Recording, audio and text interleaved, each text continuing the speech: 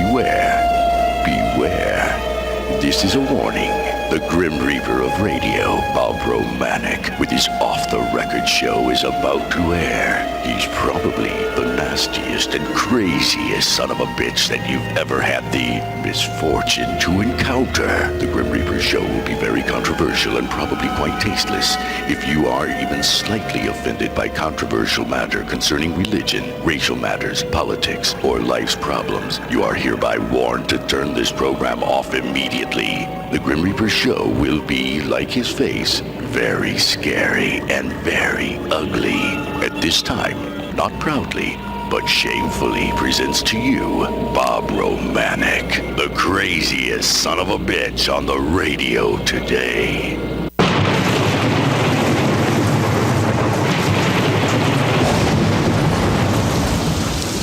This is Bob Romanik, the Grim Reaper of radio, and you're listening to the all-new KQQZ 1190 AM, simulcasting on KZQZ 1430 AM.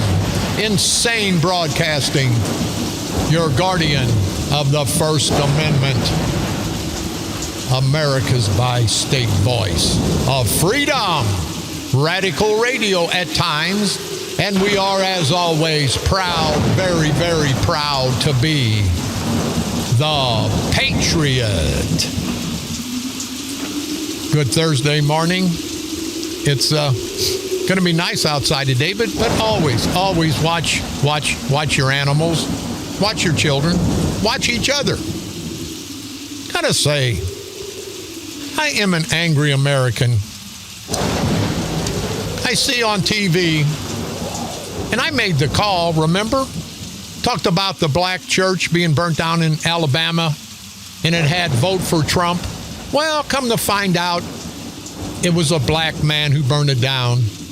How many times in the course of this election do you think some of the black, not the proud blacks, let's always distinguish the proud blacks from the asswipe, criminal, no good son of a bitchin' plantation Nicaraguans, and let's distinguish the proud whites from the white trash criminal element. There's good and bad in each race. But it comes to find out that it was a black man who torched the black church. I don't see anybody up in arms now. They were all up in arms when they thought, hey, this is a white guy. It's like over in St. Louis. Hey, we don't give a damn if you kill a black people as long as you're black. If you're black, hey, make yourself at home. Kill every black sumbitch up there in North County, North City, the northern area of St. Louis. We don't care. But don't let a white man use the N-word, because we're coming after him. The NAACP, we'll come after you. We'll come after you hunkies, you crackers. We don't care about black on black crime. We care about Whitey. We care about Whitey destroying us, the black community. No, it's not the Whitey destroying the black community, and it's not the proud blacks. It's the ass-white politicians who let this crap go on.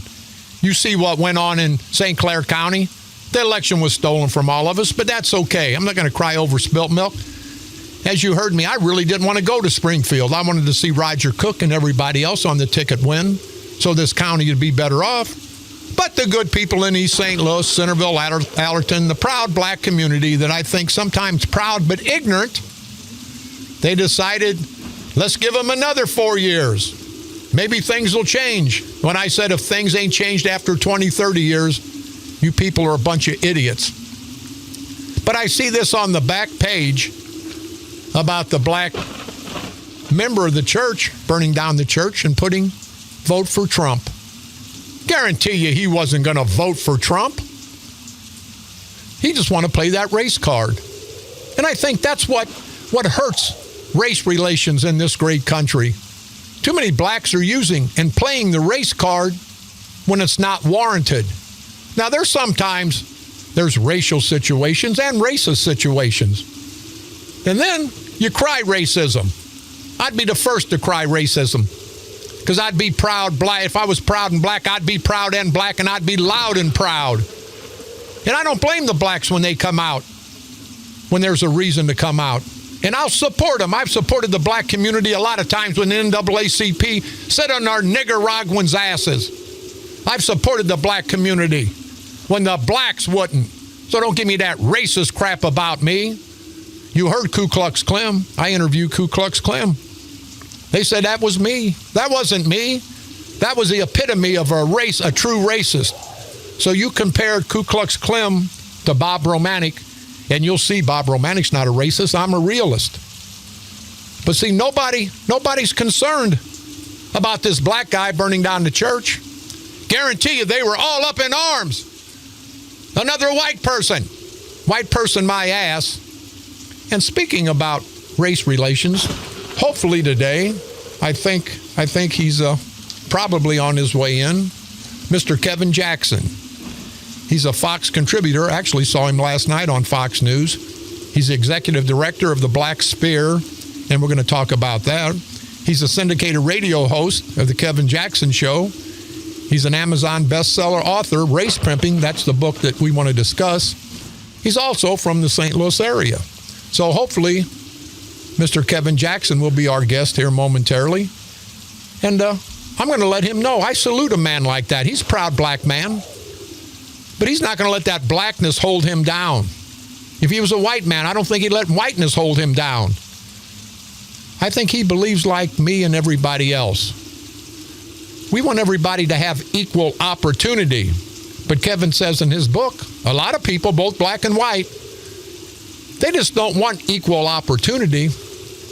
They want equal results. And you're never going to get equal results if you don't work hard. I can have the same opportunity that you do. I can lay on my ass for 3 weeks. You can go out and bust your ass at your job.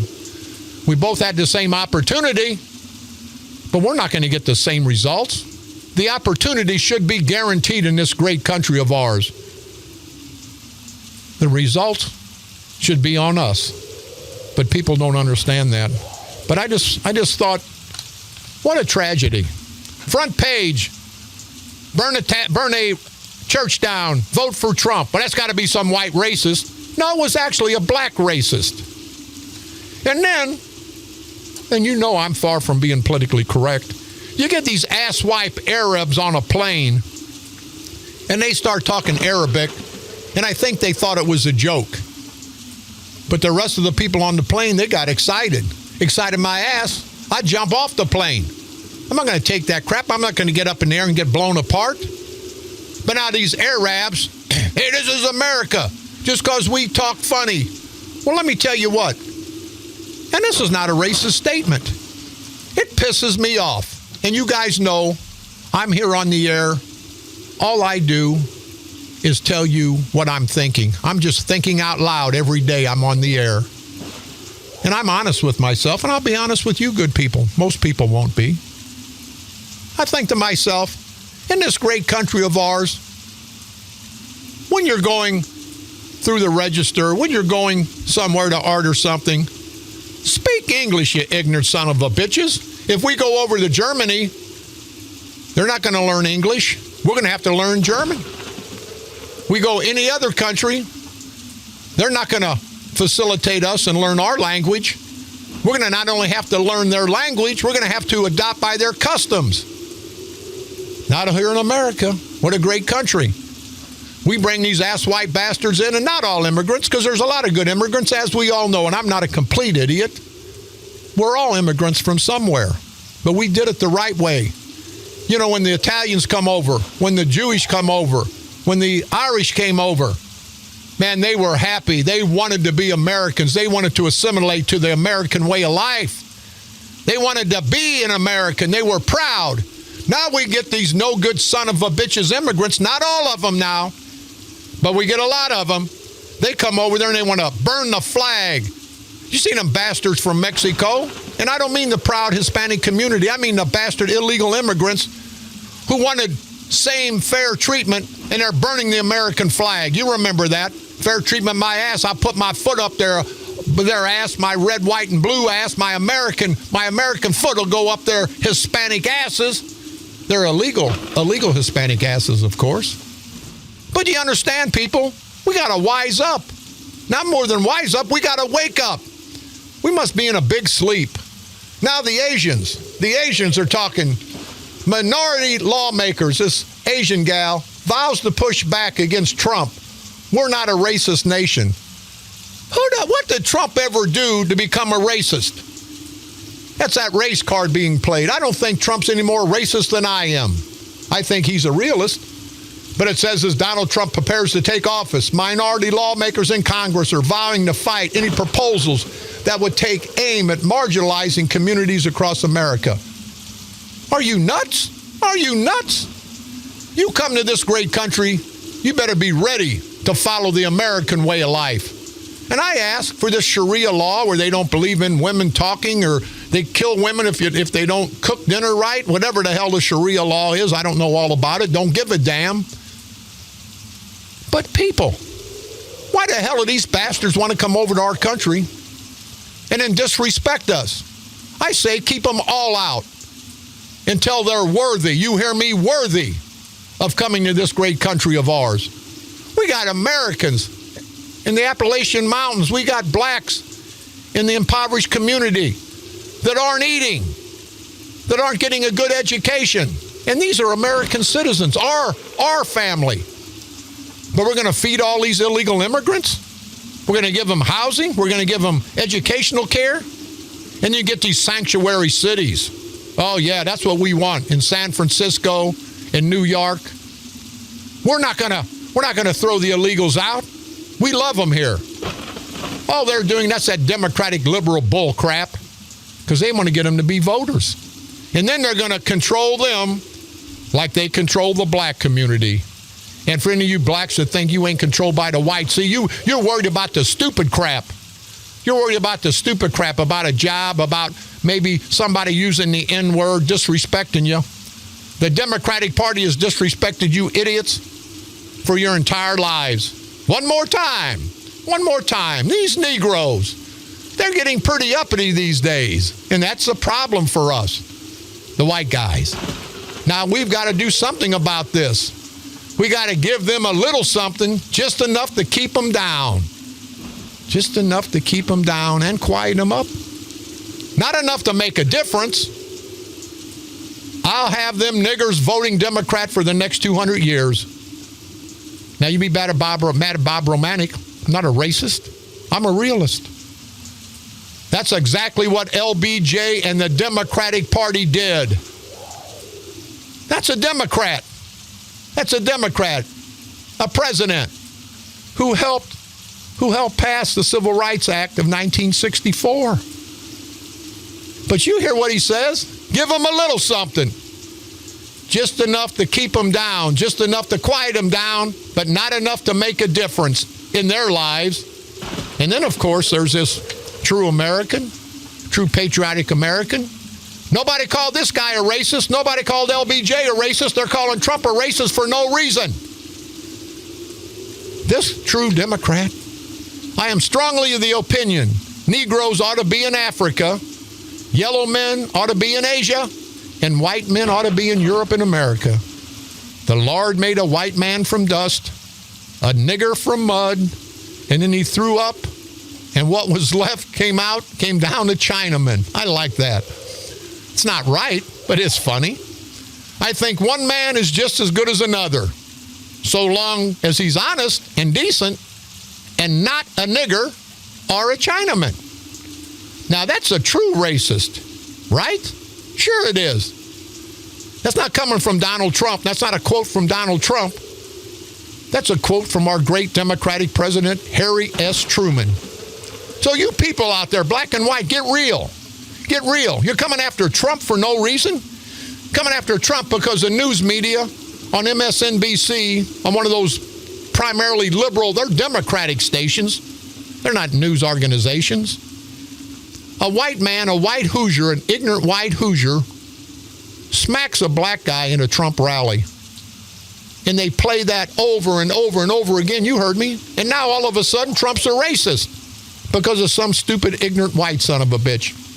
And I know everybody likes Louis Farrakhan, all you proud blacks. Farrakhan to President Obama. Let Trump do what he wants. You, Mr. Obama, this is coming from Louis Farrakhan, failed inner city blacks.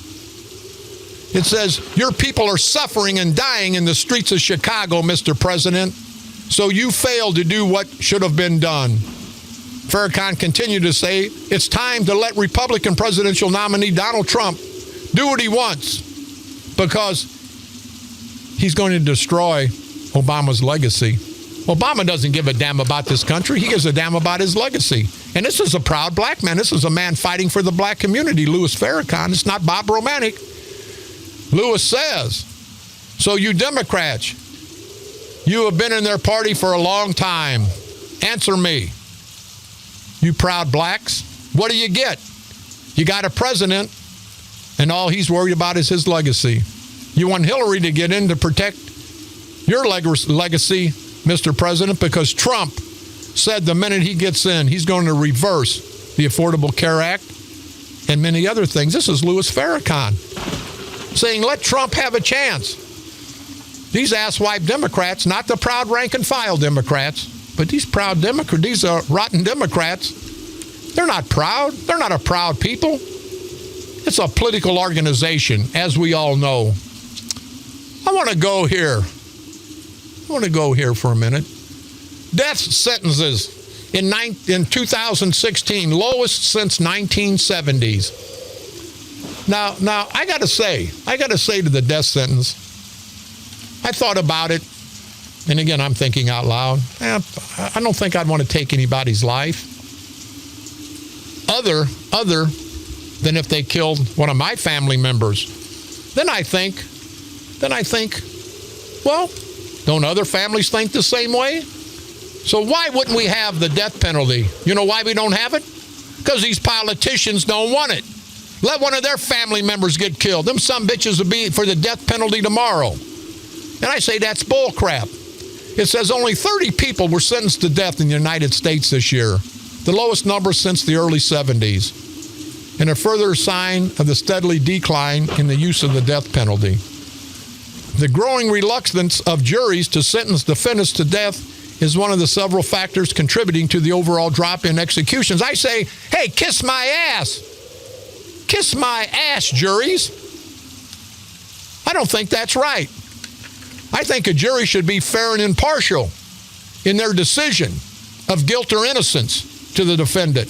But then, if there is a fair and just verdict of guilty, then and then only, let the family of the death victim, let them decide on life or death for the killer. Let them decide for the life or death sentence for the killer of their family members. You know, these low-life criminals, I believe, should die because they're taking somebody's life. Now, it's not my family's life. And I sit back and thought, well, maybe that's not a good thing. But then I say, let a son of a bitch kill one of my family members. They won't have to worry about going to court. I'll take a machete and cut off their head, shove it up their ass, and then I'll burn them to death. And I don't mean politically, of course. I mean really, of course. But why should we let a jury decide life or death? I say again, if a defendant, a murderer, gets convicted by a jury of his peers, I think the low life, their life should be in the hands of the deceased family. I don't think it's right to take a person's life. Again, I thought, until it was maybe one of my family members, someone who killed one of my family members. And why shouldn't other victims' families have the same opportunity? Now, there's never closure in a death. But there would be a little bit of closure. Let the jury decide the guilt or innocence in this great judicial system of ours. I understand that. We don't want the victim's family deciding guilt or innocence, because if we do that, every sumbitch in town would be guilty. But let a fair and impartial jury of the defendant's peers find him innocent or guilty. Found innocent, walk out of that courtroom, have a good life. Whether the family of the victim thought it was right or wrong, That's just the way it is in this great United States of America and the judicial system. But they find the son of a bitch guilty, then it should be up to the family to decide life or death. Then it should be up to the family if they decide death, how the son of a bitch should die. I'm tired of these ignorant bastards. Oh, I'm going to sue the state because they're putting something in these criminals' bodies, these killers' bodies before they kill them that only puts them asleep a little bit. We want them to have a nice, comfortable sleep before we shoot the lethal injection into them. What the hell do I care? You think those son of a bitches care when they blew somebody's head off or stabbed somebody to death or raped somebody and then cut their head off? Maimed them for life? You think they give a damn? Why should we give a damn? And then, the more I think about it, one last meal. Let's fill them up. Let's waste the taxpayers' dollars and fill these bastards up, these criminals. And see, I'm pissed because I'm thinking in my mind that this sumbitch killed one of my family members. Now, you sit there and drink your coffee and you think if it was one of your family members, you'd be talking worse than I am. But why do we waste one last meal on a stupid son of a bitch? You know what I'd do? I'd starve him to death before he died. And then I'd put in some human feces and I'd say, hey, if you're really hungry, eat this crap. Eat this crap. Because that's how much respect we're going to give you after what you've done to somebody's family and took their life needlessly. Oh, no, you want steak and lobster? Steak and lobster my ass. I ain't paying for steak and lobster. People got to think about it. And people will say, hey, Bob Romanik, that some bitch is nuts. I am nuts, but I'm just tired. I'm just tired of the crap. I'm tired of the crap. Before we take a break, Belleville, this idiot, Maximus Vaginus, Mark the Big Pussy, Maximus Vaginus Eckert. Now, the Belleville Township, they voted to reduce the levy of the taxes. And I want to salute Joy Schreiber, Joe Swarzik, and Mike Hagberg. They voted to lower the levy. And the supervisor, Dennis Carty, and trustee Joe Hubbard, they voted against it. Now, Mark Eckert is bitching because the levy's going to be lowered, the taxes are going to be lowered. And this idiot Eckert, and he is a complete piece of crap, you know. He's got special dispensation over at his flower shop. You go out and look. He's got city barricades that are protecting that illegal trailer that's sitting next to his flower shop on 2nd Street. You people, the Gestapo, the code enforcement Gestapo will be out to your house in a minute if you violate any code and any ordinances. Not for Mark the Big Pussy, Maximus Vaginus Eckert, but Carty, who voted not to have the tax decrease, he declined to comment on the vote. Now, you ass white bastard, you get paid by the people to be transparent. But this Carty, why would you now? I understand if you duck a vote, and these bastards do. You can't really prove that they're ducking them, but they're just not around. But why would Carty decline to comment on the vote? This bastard voted. See, we have to hold these people accountable. That's our problem. The St. Clair County Freedom Coalition, we've held them accountable. We just about destroyed them. We cost them millions of dollars. And they're still on their way out because the St. Clair County Freedom Coalition just got our second win. The first of the year, we're going to be strong. We've got more people joining this patriotic movement. But Eckert says, that would be my request, Eckert told the board members before the vote. You know, let's don't cut anything until we see what we need. No, I say let's cut back on spending. I say, all you politicians, let's cut back on spending, you son of a bitches. It's our tax dollars. And you know why they keep doing it, people? Because we're a bunch of idiots. We let it go day in and day out. See, I'm not going to let it go anymore. I'm an angry American. And I hope all you good people are angry Americans because it's like cancer. It's like the racial situation. This whole political situation is like cancer. It's eating us alive. If we stick our heads in the sand and ignore it, it's going to kill us. If you got a disease, you've heard me 1,000 times, you got a disease, you can't ignore it. You got to address it. You got to take care of it. You got to cure it. if you let it go, it'll kill you. We got to take a quick break, but let's take a caller before we do. Go ahead, caller. You're on the dark side. Hey, Bob. Good to hear from you, buddy. Hey, I'm calling for two reasons. One is that's a great idea about the death penalty. I agree with that 100%. You need to kill these people. But that's even a better idea to let the family have the say-so of whether they live in prison the rest of their life or whether they die right there at that moment. I think that's a great idea. It's their pain. Why not? Can't they put their pain on somebody else then to relieve it? Yeah, you know what I think, Mark? And hold on, I'm going to talk to you a little bit more about this. I think the jury should find him innocent or guilty because as I said, the family will find you guilty automatically. But once a jury of somebody's peers finds them guilty, then the family takes over. And if somebody killed my son or my daughter or my family member and the jury finds him guilty, then it should be up to me. Give me a little closure. Let me either cut his head off, if I want to, put him in jail for life. But why do these politicians think they're going to run our lives? Now, if somebody in that jury that voted against the death penalty, I'll bet you if it was their family member, they'd vote just the opposite, don't you? Right. But I think you're right because I think you should still give that family the opportunity to either to give them one or the other because it's their choice. It's nobody else's. Nobody else knows their pain but them. You know what, Mark? Thank you very much for the call. And I think if you people will be honest out there, you all agree with me. These asswipe, no count, good for nothing, rotten bastards, and I'm not talking about the politicians at this time. They should get what the family wants to give them. Now, what I say that I would have in that law, because there's some idiots out there, they're going to forgive. No, you slaughtered my daughter, you raped her and slaughtered her, but we're Christians. And we think you should be forgiven and go on with your life. No, the only way I say that happens is if the Christian family that lost a daughter or son to this asswipe, take that asswipe and go on an island out in the Philippines somewhere, Fiji Island, so he doesn't kill anybody else. But they shouldn't have the opportunity to let this bastard go, and you'd have families like that. Oh, no, I'm a Christian. I'm a Christian my ass.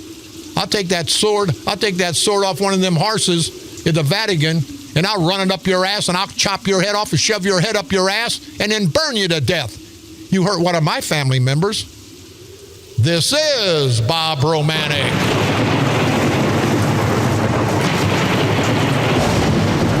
The Grim Reaper of radio, and you're listening to the all-new KQQZ 1190 AM, simulcasting on KZQZ 1430 AM, insane broadcasting at its finest, America's bi-state voice of freedom, radical radio, and I think you see why. And we are, as always, seriously, people, we love this great country. We're proud to be American and very, very proud to be the Patriot.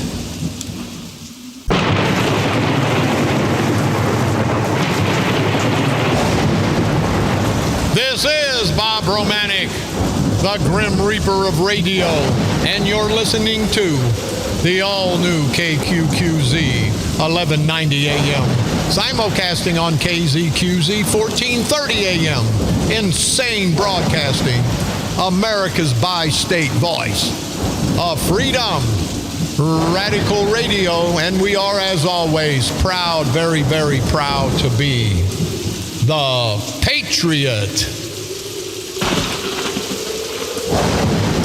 Let's move up to Madison County. And you asswipe Democrats, Kurt Prenzler, fair and square, a Republican, beat that asswipe bastard, Alan Dunstan. What a piece of crap he is. But now they're saying there's controversy. Why is there always controversy when the Republicans win and the Democrats lose? You know why? Because the Democrats can't stand to lose. They're going to stir up crap. They're stirring up crap with Trump. They're stirring up crap with Prenzler. And I think Kurt Prenzler's done a great job as a county treasurer in Madison County, and I think he'll do an exceptionally good job as Madison County chairman. But think about it, people of Madison County. When they try to fight Kurt Prenzler, they're fighting you. They're not giving him the opportunity to provide for you people. Why the hell do you let that happen? You need to let these, and I'm not talking about the rank and file Democrats. There's a lot of great Democrats. I'm talking about, when I talk about these ass-white politicians, I talk about the 5% of the Democratic organization and the 5% of the Republican organization. Talking about appointments being controversial. Nothing's controversial until you make it controversial. And the Republicans, give them the opportunity in Madison County. You good people in Madison County, you ought to call your county board members, call all your elected officials in the smaller towns in Madison County, and let them know that you want to give Kurt Prenzler the opportunity that Al Dunston, and Al Dunston, what a piece of crap. What a piece of total crap you are. You no-count, rotten, white son of a bitch, and you are white. Makes me be ashamed to be white sometime. Well, and when I take my pants off at the Y, that also makes me be, well, never mind. We won't even go there. With me, and it is an honor and a privilege, this gentleman, he is the executive director of the Black Spear we're going to talk about. He's a syndicated radio show host on the Kevin Jackson Show. He's a bestseller. The book I like is Race Pimping. And we scheduled him to come on today, and I'm watching Fox News last night, national syndicated program, and I see his pretty face. Mr. Kevin Jackson, how the hell you doing, buddy? Good. Is this on? Yeah, it's on. I'm doing great. Good to see you guys. I see that Al Sharpton mask over there. Well, okay, but now you see Bill Clinton. Bill Clinton. Let me tell you what. For you people that don't know, and I got to say, you need to get this book. It's called Race Pimping, the Multi-Trillion Dollar of Liberalism. And I'm looking at this gentleman, nice-looking gentleman, and he's a proud black man.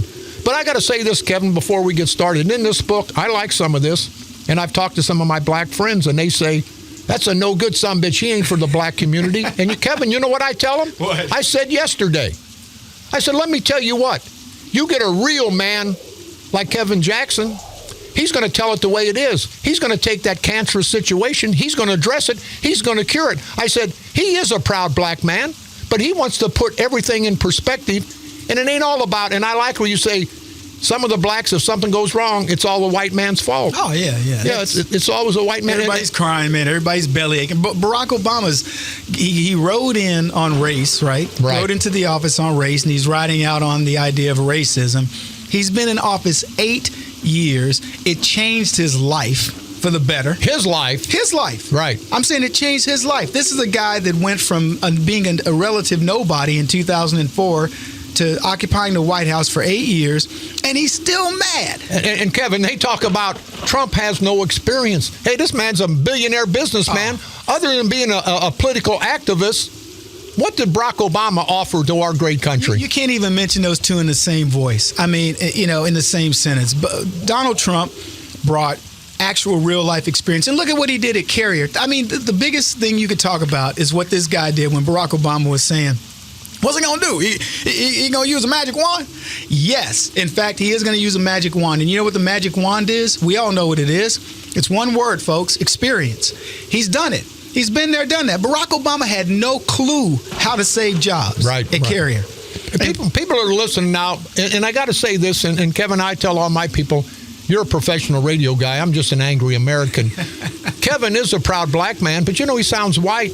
You sound a little white, and that's not a racist statement. But here's why I'm prefacing that, Kevin, because you're going to get people saying, oh, there's another white guy chiming in with Romanik talking about the blacks. No, they can talk about all they want. But no, I want to let the listeners know we're not on TV. You're a proud black man. Of course, but look, what is black? So people talk about, Kevin, what am I supposed to talk like this here and then be out like that? Look, I talk like my dad. My dad was in San Quentin prison for the majority of my life. And I met him 4 times in my entire life. But I talk just like him. Now, you explain to me how I talk. I talk like my DNA. Right? You're right. And the fact of the matter is, my mother, I grew up poor, raised by my grandparents when my mother died. My dad was in San Quentin. I grew up on the mean streets. So for somebody to want to tell me I'm not black, then explain to me what black is. Yeah. Because you know what? Both my parents are black. I didn't grow up like Trump. I didn't grow up like Barack Obama in Hawaii, being raised, by white people. Yeah. So, but that amazes me, Kevin, and you are a proud black man. Why does Obama, and I know why he does it, and so do you, and so does everybody else, because he's playing the race card. He's not all black. He's half white, but that white doesn't get him any privileges as it does being black. Well, it did get him privilege because if Barack Obama were fully black, he wouldn't be president because the Democrats wouldn't have accepted him. See, when we were voting for guys like Alan Keyes and potentially voting for Herman Cain and Dr. Ben Carson, we didn't care. All we cared about was these are good, qualified people, right? I don't look at black and white. I really don't. I grew up around mostly white people, but my family's black. Believe me, I know the horrors of the black community and the black condition, but I don't think about life that way. I think about life in terms of what we want to accomplish. Look, if you like to golf, I love to golf. We can be buddies. But if you like to rob banks and get girls pregnant, well, that ain't me. You know what I like in your book? And people, you got to get this book, Race Pimping, The Multi-Trillion-Dollar Business of Liberalism, and you can get it on Amazon. I like what you say, Kevin, that everybody should have the opportunity to be successful, but you allude to the fact that everybody not only wants the opportunity, everybody wants the same results. And if you don't take that opportunity and work hard, you're not going to get the same results. Hey, I was a fighter. A professional fighter. And I'm going to tell you something. The thing that drove me to get up every morning and go to the gym and put in the miles and stuff like that was the fact that whoever they put across from me, whether he was white, black, Chinese, or whatever, he was going to try to kick and punch me harder than I was going to try to kick and punch him. So I made sure every morning I got up and I outworked them.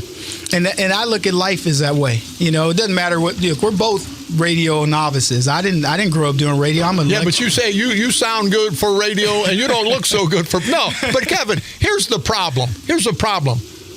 And I don't like to bring it up, but I've done a lot for the black community. I helped bury black kids. I gave $25,000 last year, and because I use the N-word when somebody else does, I'm a racist. I tell people, don't judge. I can tell you, Kevin Jackson, I'm going to give you $1 million and end up giving you $250,000. Don't judge somebody by the color of their skin. Don't judge somebody by what they say. Judge somebody about what they do. And people don't understand that. People let words like, the N-word or whatever. Quite frankly, I wish we could just say it. Now, here, I'm going to say, wait a minute, since I got you here, and I'll tell you. Now, please, don't hold this against Kevin Jackson where the black community says, man, well, you got up, you should have beat the hell out of that hunky when he used that word. But that's what some of them, not the educated black or whites, right, but the bum black and white. There's enough shame in that game to go around. But here's one right here. And I just read it. I am strongly of the opinion Negroes ought to be in Africa. Yellow men in Asia and white men in Europe and America. That was from the Democrat convention. That's right. Democrat platform. The Lord made a white man from dust, a nigger from mud, and then he threw up what was left, and it came out of China. I'd be pissed if I was a Chinaman. I think one man is just as good as another, Kevin, so long as he's honest and decent and not a nigger or a Chinaman. Right. Now, see, I don't use the N-word. Just prepare, but it's in the context. But I got to tell you, I don't give a damn. You say nigger, you say hunky, you say cracker. I'm tired of that crap. It's the attitude of a person, not the color of their skin. Well, more importantly, okay, forget those words. You could be talking to me about anything, and the way you talk to me without using those words might make me want to kick your butt. You know what I mean? I won't use it because you're a proud black man. But here, I could say, hey, I'm going to kill you and use the N-word, or say, I'm going to kill you, the N-word. What is this N-word and C-word? No, you could say, I'm going to kill you, MF. I'm going to kill you, you piece of whatever. It doesn't matter what you put at the end of that. You're exactly right. You're going to get a fight. So that's what I'm saying. People get so charged up over this stuff, and I'm not. And if the idea is that's supposed to make me more black because I'm supposed to get charged up over a word, well, you're crazy. Yeah. See, I'm too disciplined. As a martial artist, I'm too disciplined for you to get me out of myself because I can't put up a fight when I'm mad. Now you're gonna some of my racist whites that listen, I got a lot. They're gonna say, boy, that's a good black man. No, you're not a good black. You're a proud black. You understand the situation, and you're moving forward. You're not letting the color of your skin. Let me correct you. Those are not your racist whites. They're not. They're people that have been misinformed about what they believe black people to be. Thank you. And they believe that all blacks, fit some stereotype. That's a very negative stereotype, and they shouldn't think. It would be like me saying all whites are the white trash kids I knew and grew up with that, called you the N-word. Right. Because they wanted to say it or whatever. I don't believe that represents white people. Are there white people like that? Yeah. So when you say those people, they would hear me and say that's a good, black guy, or whatever you want to call me. I look at it as those are people that understand a person who's got a good heart, who wants to do what good by this country, and they see the character of what in me and what I'm saying. And so what I hope that this conversation does to those types of people is that they then say, you know what? I got to soften what I'm thinking about blacks. I agree. Right? But you know why it doesn't happen, Kevin? Because of the black leaders. It's the black leaders that are hurting the black community, not the white people, because if the black leaders say, hey, you blacks, we got to act right, we got to be decent, we got to do this, let's show a good image, then we go up to the white community, they'll accept us. But the black leaders want to keep them all on the plantation so they can have their jobs. And I say if there's anybody a racist, there may be racial situation in the white community, but the biggest racist in this world is a black elected official who becomes a plantation Nicaraguan for the white boys. It ain't the white boys' fault. It's the black guys' fault. I'm not going to let the white boys off the hook, because here's the thing. If you stop that nonsense, you'd be good to go. If you said, I'm not tolerating this, you'd be good to go. Yeah. Well, but here's the problem. And they say it in LBJ. Now, we got to do something about this. They're getting a little uppity.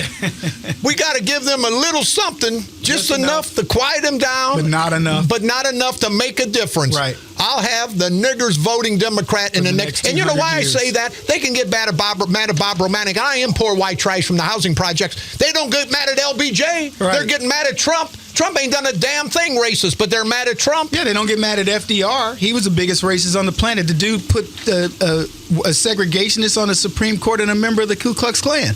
But black people love LBJ, and they don't even know that that's what he did. Yeah. So, again, distorted. But people don't know the history. And also, unfortunately, there's just too much ignorance going around about all these various issues that we face today. Kevin, I got to tell you, we've got some a new format here. It's Hot Talk. And I like Michael Savage. I love Laura Ingraham, Kevin Slayton, and I'm a crazy sumbitch. Got Glenn Beckman. I ain't real happy about him. I want to talk to you because a guy like you, I think the people would really understand in the St. Louis market. I just want to talk real quick. Glenn Beck, what the hell happened to him? Or do you know? I mean, he just went really goofy. I was with Glenn, a month ago, maybe? In his studio, man. It's a beautiful place. And Glenn told me he wants to only do stories that he said have meaning. And I was like, well, everything I talk about has meaning. So I don't know what you're trying to say. Yeah. And his meaning. He wants to do these deep dive stories. Yeah. And I'm like, Glenn, what you're saying to me is that you don't know how to make the little stuff important. And it's the little things that are important, the little nuances about the news, man. That's exactly right. Yeah. Hey, Kevin, can I ask you? We've still got a little bit of time, and I definitely want to have you come back on anytime you want, and we're going to sit down and talk. What is you're the executive director of the Black Spear. What is that? So when I started that, it was just an engineering term. I started an organization that had the power of a black hole. Right, but it was a sphere, so it could have the most information as possible, and it was just an engineering, a nerd thing. But what it was about was ending identity politics, getting people to stop talking about black, white, men and woman, and illegal, whatever. We are just Americans, is what we are, and the issues are problems. We don't have black problems and white problems. We have problems. We have human problems. That's exactly right. You were around, Kevin, and I didn't know. I won't give you the exact address where you live. I know you live in a nice area in St. Louis. I have a friend of mine, Lou Reed, going to run for mayor. He got chastised because he was on my show, and I said something about a white, ignorant bitch down there who's an alderman. They wanted him to resign. It wasn't the blacks that wanted him to resign. It was the stupid white son of a bitches. Actually took all kind of heat. Now I see there's a lot of blacks running, and this doesn't piss me off, because I know the proud black community. I've been around the blacks all my life. Black Mario Field could dilute vote. Now, what's more racial than that? What do we care what the color of somebody's skin? If these people want to run, let them run. But now, if it would be, we're going to dilute the white vote, there'd be a big problem. Yeah, it's always easy to just flip the race because, unfortunately, that's the way politics is today. But you're right. I mean, look, I don't care. Here's the sad problem of the mayor's race, as I see it, and I don't know Lou Reed, and he's a great guy. Sounds like he is. But here's what I know. Democrats ruin cities. And there's not a city that I know that's run by a Democrat that you go, boy, they're. Well, what about the nice city of Detroit? Yeah, that's a beautiful example, right, Kevin. Or let's look at Baltimore. Or, you can go down the line. So I don't know who's going to run St. Louis eventually, but I do know it'll be a Democrat. They're not going to run it any differently. And that's the sad part is you're going to be dealing with race politics inside of these cities because they become cesspools. I call them urban indoctrination centers. Yeah, that's what they are. I got to tell you, Kevin, what kind of response, and I know you'll get a different response in the black uneducated community as you do in the black educated community, but are you somewhat accepted? Because I think if they look into what you're saying, that they'll know you're right. Now, some of the race baiters are going to say, man, he sold out to the white guy. No, I think you're the proudest black because you're addressing the problem in the proper way. It's a problem, and to ignore it is ridiculous. That's a tough answer. Most people in the black community see me as, they call me an Uncle Tom and all that, but I'll be blunt. I don't really give a crap. Yeah. And, I get the threats and all that, and I go, you know what, I'm easy to find. If you want to go with me, you're going to find out why I have 4 black belts and I know how to use them. So I don't really think about it. I don't care what people think about me. I'll be blunt. Yeah. And I hate to say that. I say it to my audience all the time. I don't give a crap what you think about me. Kevin, what I tell people, I'm not here to make a friend. I'm here to make a difference. I'm here to try to educate people, inform people, and motivate people. And I think that's what you're trying to do. Exactly. So if you like what I have to say, great. I'm not speaking to you per se, but if my words resonate with you, I'm happy about that. But if they don't, well, honestly, F you. Yeah, and, I like that. Strong memo to follow. Yeah, I agree. My show at the entrance, the intro to my show is it's going to be nasty. It's going to be offensive to everybody, and people will listen and bitch about it. Well, don't listen. I don't go to their house and super glue their knob. Kevin, your book, a great book, and you've got a couple other race pimping. How can people get that? Do you have a website or something? Racepimping.com. Racepimping.com. Yeah. I'll tell you what, it is an honor and a privilege, and you look hell. Hey, why didn't you wear your suit and tie? You look great last night. You come in look like a bum. Oh, man, I'm slumming now. No, you look, hey, Kevin, I got to say, people, I've been around the black community all my life, and if every black person was like Kevin Jackson, we wouldn't know what racism is because he's going to fight for the black community. He's like me. He's going to fight for the white community because we're all Americans, red, white, and blue. There shouldn't be a color distinction, but there is, Kevin, because of politicians, that's how they make their money. That's both black and white, man. Race baiters. They make their money that way. It is. If you put $1 in racism in the 60s, you'd be a billionaire today. Yeah, you're exactly right. Kevin, listen, we're going to have you come back on again anytime you want. It's racepimping.com to get the book, a great book. It really shows the honest side of the situation from a black perspective, if all the blacks would understand what's really going on. So, Kevin, I'll give you the last word. I only got a couple minutes. I'm not a radio guy. I got to jump out of here so Glenn Beck can come on. Your favorite guy. Yeah, my favorite guy. Look, I just say to America, we got a new start. And you got to love what's going on with Donald Trump actually bringing jobs back. I think he'll do a lot for race relations because it's going to take a lot of the idle people off the street. It's going to give them something to work for. The thing that's been dead in the black community for so long is initiative, drive, the will to want to do better. And now I think that's going to change. Well, that's just like LBJ says. He gets to the black leaders. Hey, let's just tell them they don't have to work. Let's keep them on the plantation. You're not going to get enough ever to get ahead of the game. We'll give you just enough to survive. And that ain't right in America. Both black and white, men and women, Democrats and Republicans should have the right to survive. You got it. Kevin Jackson, the author of Race Pimping, a Fox News contributor. Hopefully we can talk with Kevin and have him on more often. Maybe we kick Glenn Beck out and put Kevin Jackson on. Kevin, thank you very much. My pleasure, guys. Hey, we got to go. We're running out of time. And we're always up against a hard break because we're into the national syndicated show with Glenn Beck will follow me. And then the great Michael Savage. I'll do my repeat show. And then Laura Ingram from 6 to 9. And don't forget our good buddy, the King, Kevin Slayton, every morning, Monday through Friday from 7 to 9 a.m. Got to go, people. Have a good day. But remember, I am a crazy son of a bitch, but I'm a realist. We all have to come together, black and white, men and women, Democrats and Republicans. We're all Americans. Because if we don't come together, we're going to destroy each other. So I say what we have to do, as always, get rid of these asswipe, no-count, good-for-nothing, political, parasitical, perverted punks that we call politicians. because people, they're going to destroy us, both black and white politicians. Destruction doesn't show or have any color. So let's all continue our journey together, continue to fight to expose these asswipe, no-count, rotten, bastard, political, parasitical punks that we call politicians. And at the end of the day, you know what we have to do? We have to destroy these low-life, asswipe bastards. Destroy them politically, of course, right here on the dark side.